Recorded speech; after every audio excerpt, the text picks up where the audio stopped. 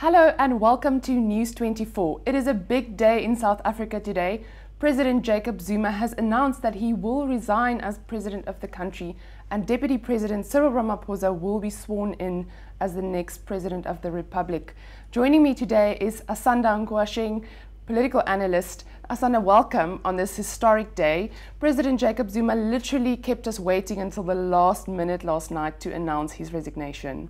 Yeah, thank you so much for having me. It was quite crazy, like listening to the speech last night, because I was convinced, like initially I was like, okay, he's gonna resign, and then towards the middle of the speech I was convinced that this is his, I'm gonna be defiant, I don't need those benefits, and I will, sort of fight for what I think is right.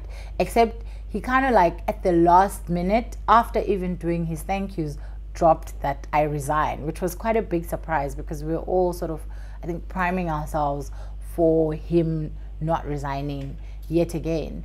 And he just took everyone by surprise. And it was quite like a nerve-wracking, I think, sort of 20 minutes, because he read the English part, or he delivered the English part, and then he delivered the Zulu part. And then we were convinced that, okay, the speech is done. He's just translated himself. And then only in the last sort of minutes, then he suddenly says, okay, yeah, I resign. So I think he really wanted to be defiant, and he really wanted his point to be heard. But I don't know what happened, but I think something happened in those last seconds actually have changed his mind, because I didn't see somebody who was ready to resign. If you look at even the way he came in, he was laughing and he was like, oh no, aren't we just all here to work? He seemed to be quite a little bit nervous, but still sort of jovial and upbeat. And it's only as the speech moved that you began to hear that the mood was changing. His speech was becoming a bit more somber, and you could even hear that he literally had a lump in his throat, because he kept having to clear his throat, because I think it dawned on him the magnanimity of the moment and exactly what he actually had to do. Yeah. Yes, and then he touched again upon the fact that people were saying he was defying the ANC, and he said, he didn't defy the ANC, he just wanted them to articulate the reasons for recalling him. He was full of praise for the ANC and its leaders. It really ended up being a very statesman-like speech. Yeah, I think, it was very important for him, and I would say probably even more for his ego, to sort of go out guns blazing, to be seen to be still his own man even at the last minute, and to be seen to be determining what's going to happen with his future. Because if you hear what he said, he contradicted himself, because he said, I didn't come in to the presidency for these benefits. I hear people talking about how if the motion goes ahead, then the benefits are under threat, etc., etc. I didn't come in for these. But then in the same breath, he comes back and he says, no, even though I didn't come in for benefits, even though I don't think what's happening is right, I will resign. So I think he tried to sort of balance and have some sense of statesmanship, but I think there were a lot of emotions, and because of the emotions, it kind of clouded a lot of what he said and a lot of what he had to say. Because I think as much as we all as a country wanted to see the back of Zuma, as much as he was mostly bad for South Africa, there were some good things that he did. If you look at, although a lot of these projects were projects started under President Thabo Mbeki, but he did complete projects. Gautrain was completed, the World Cup was completed, the SKA project still running, and a whole lot of other projects that have happened in the 8 to sort of 10 years that he has been in power. And so unfortunately we sort of like doing this thing where we have a very black and white, clear-cut analysis where you say he was all bad and we want to hear nothing about him. But there are a lot of people that work in the government, there are a lot of people that pushed and made sure that the things that needed to happen in government were happening, and he was able to give some semblance of support to some of these projects, even though there's also a lot that he destroyed. Yeah, absolutely. And that was about to be my next question. He was also full of praise for the Constitution, and the National Assembly said that that was ultimately the door through which he entered his position. But the fact of the matter is that his overarching legacy will be the fact that he, to a large extent, didn't show respect to our Constitution. The Constitutional Court found him to have broken his oath of office.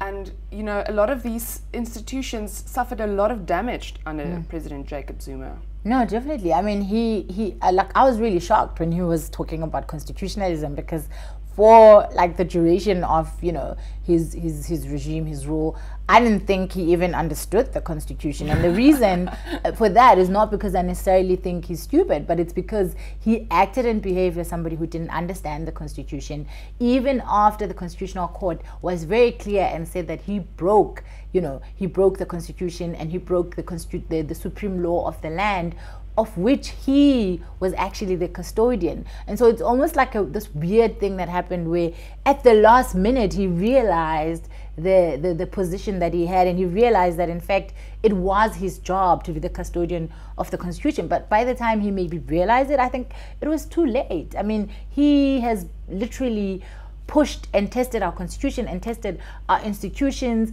and I mean, for me, what was also interesting, just from a political analysis perspective, is that what we're seeing is that every single institution that has existed, every single piece of that constitution that has to do with governance, that has to do with political processes, was tested under his presidency. I mean, there are a lot of sections of the constitutions that initially would have been like, why does this need to be clear and written out, you know? And when you look at all the things that Jacob Zuma did, you're like, oh yes, that's why it was there. You know, that's why we have to say this is the term of office that a person has. That's why we have to say these are the rules and regulations for the presidency, for this position, for parliament. This is why you have separation of powers. This is why all of these things. So in a bad way, he tested all of our institutions, he tested all of our processes, and he truly tested our constitution. And so the one thing that we can learn from him is that, you know, we do have a good constitution, and it was able to, for the most part, withstand a lot of the challenges that he did bring to it. Our political processes, they were able to withstand a lot of the challenges that he brought to them. I mean, just the fact that yesterday we were looking at the possibility of a motion of no confidence being run against him, initially led by the EFF, with the ANC then being rumored to have joined. It just showed you that the political processes that we did have were solid and actually did have the potential to work. It's just that for the duration of Jacob Zuma's rule, we had a situation where the ANC was not interested in making our political processes work. They were not interested in making sure that constitutionalism was upheld, because the minute he was gone and the minute they wanted him gone, they suddenly all remembered that, you know, we have this constitution that says this and this, we have this, you know, legislature, and their role is to remove the president. So if the president doesn't want to go when we ask him to, as a member who has been deployed to the presidency, then we do have these systems. And so the one thing we can be grateful for is that, you know, our systems are solid, our institutions are solid, and if anything, there's a lot of work that needs to be done, particularly around the constitution and around the law, to say, now that we have had these tests, how many more loopholes can we close, and how else can we think differently about the constitution? And for me, what's really going to be interesting is that you, of course, potentially now have Cyril Ramaphosa, who was part and parcel of the actual writing of the constitution. And so for me, we're going to have to be even more extra vigilant, because this guy was part of the team that wrote the constitution, and therefore he knows it inside out. And if he decides to test the constitution, he may get even further than what Jacob Zuma did, because he knows where the limitations are, he knows where the loopholes are, because he was part of that building. But if he decides to abide by it, of course, we'll have, you know, a relatively uneventful presidency, which is what we're all hoping for after the turmoil of the past, you know, Zuma years. Yeah, absolutely. So that motion of no confidence now obviously falls away, as the president has indicated he will resign. He has not, as of right now, tendered his official letter of resignation to Speaker Baleka Mbete, but that should just be an official thing that he has to do, and after which Cyril Ramaphosa will be sworn in as the new president of South Africa.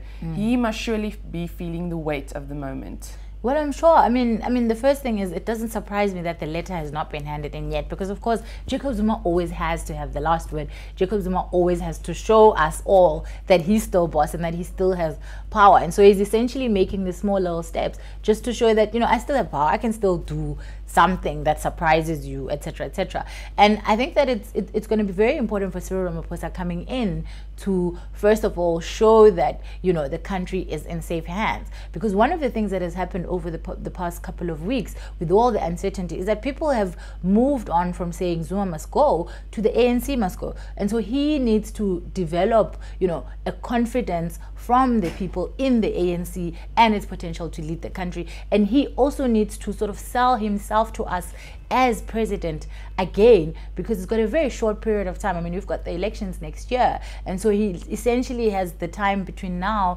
and when the elections start to sort of convince us that, you know, he should continue to be president after 2019, and that, you know, people should continue to vote for the ANC. Because the question that people have been asking is, you know, if these guys can fight internally in such a nasty and very, you know, like face-to-face confrontational way, and not be able to put the interest of South Africa, the country, ahead, how much more are they, how much more arrogant are they going to be, how much bigger is going to be the egos when we get to 2019, and if they are given the vote and if they are given the majority again. So it's going to be interesting to watch and see what happens, particularly in the next 2 years, because that's obviously going to determine the rest of the time. What are one or two of the big things that he's going to have to tackle first, to your mind? Well, I mean, I think to my mind, the very first thing that he's going to have to do, which I think has already begun, is that he's going to have to make sure that those SOEs are brought back into the fold.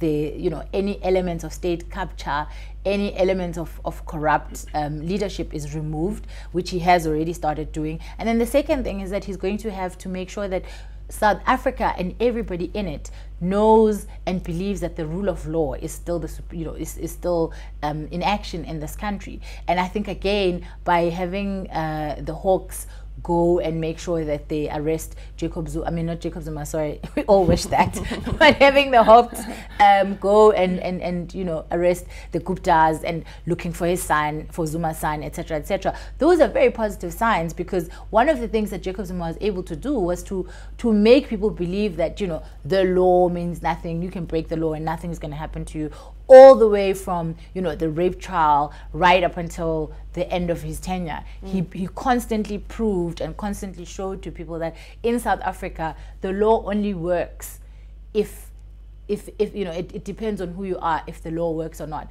And so he's going to have to make sure that the SOEs are in place. He's going to have to make sure that government, you know, we're running a clean government and people are able to see that the money that as taxpayers we are putting into the trust of the current government is going to be used for what it said is going to be used. And then secondly, as I've said, the rule of law. And so what I'm assuming we probably are likely to see, we may see an arrest of Jacob Zuma, I don't know, or if not an arrest, we may see some kind of political solution or negotiation around his corruption charges. We may see a lot more people get arrested. And for me, one of the other bigger questions is going to be, what is he going to do with people like Esma Khashile? What is he going to do with people like David Mabuza, who are known to have been running corruption scams, to have been even allegedly behind some political murders, in the case of David Mabuza in Mpumalanga, for example. Right. So his first opportunity to speak to the nation as president of South Africa will be on Friday evening, when he will, excuse me, deliver his first State of the Nation address. Some thoughts on that? What would you like to hear from him there? Well, I think, again, even in terms of the State of the Nation, the first thing I'm looking for is what is he going to do with the SOEs? What is he going to do in terms of rule of law? What is going to be his status on things like social grants, which have been, you know, the bill of social grants has been increasing. How is it going to curb it and or find ways of keeping, you know, social grant recipients happy, while also pulling back some of the, you know, the rein on the fiscus?